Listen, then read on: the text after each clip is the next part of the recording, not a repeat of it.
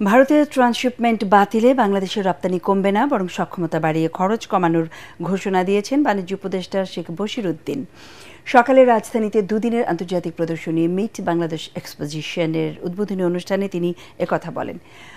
উৎপাদন সহ ব্যবসা বাণিজ্যে নিজেদের সক্ষমতার জানান দিতে এমন প্রদর্শনী আরও প্রয়োজন বলে মনে করেন ব্যবসায়ী ও উদ্যোক্তারা। তরিক ইসলামের রিপোর্ট। রপ্তানির সম্ভাবনাময় আন্তর্জাতিক সোর্সিং এজেন্ট ও বায়ারদের নিয়ে রাজধানীর বসুন্ধরা আন্তর্জাতিক কনভেনশনে শুরু হয়েছে মিট বাংলাদেশ এক্সপোজিশন। এতে অংশ নিয়েছে রপ্তানিযোগ্য বাংলাদেশি লেদার, বিভিন্ন লেদার পণ্য, ফুটওয়্যার, প্লাস্টিক ও লাইট ইঞ্জিনিয়ারিং সেক্টরের ১২০টিরও বেশি প্রতিষ্ঠান। প্রদর্শনীর উদ্বোধন শেষে বাণিজ্য উপদেষ্টা বলেন, এর মাধ্যমে আকৃষ্ট হবেন বিদেশি বিনিয়োগকারীরা। ভারতের ট্রান্সশিপমেন্ট বাতিলে রপ্তানি বাণিজ্যে প্রভাব ফেলবে না বলেও দাবি করেন তিনি।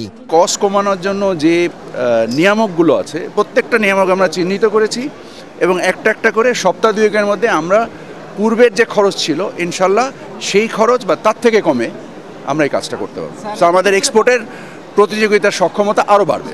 সরকারের এমন উদ্যোগ বিশ্ব দরবারে বাংলাদেশের সক্ষমতা জানান দিবে। দেশীয় শিল্পের বিকাশে এ ধরনের প্রদর্শনী আরও প্রয়োজন বলে মনে করেন ব্যবসায়ী ও উদ্যোক্তারা।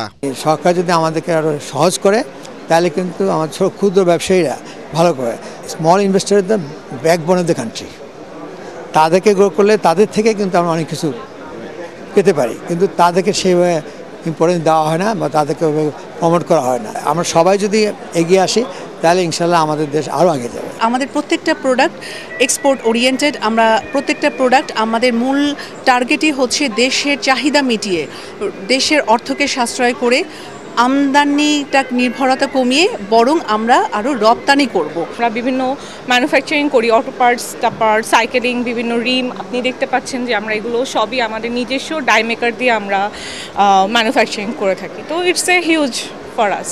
প্রদর্শনীতে অংশ নিয়েছে ৯টিরও বেশি দেশের ২৫টির বেশি আন্তর্জাতিক সোর্সিং এজেন্ট ও ক্রেতারা।